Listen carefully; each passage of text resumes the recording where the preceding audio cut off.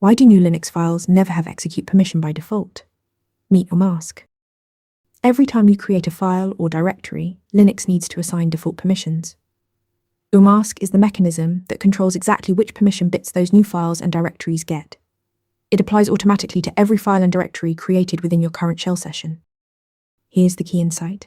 Umask doesn't grant permissions. It removes them. Linux starts with a base of 666 for files and 777 for directories.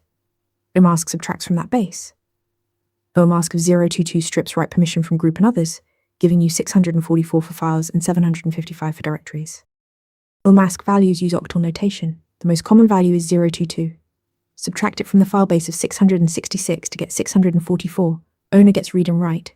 Group and others get read only. Subtract it from the directory base of 777 to get 755. Owner gets full access. Everyone else gets read and execute. Umask is per session. Each shell gets its own value.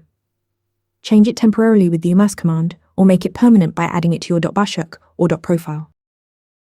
Umask is the silent permission subtractor behind every file you create. Run umask in your terminal to see your current default. Ready to practice for your next interview? Interview Mentor lets you answer real questions just like this one.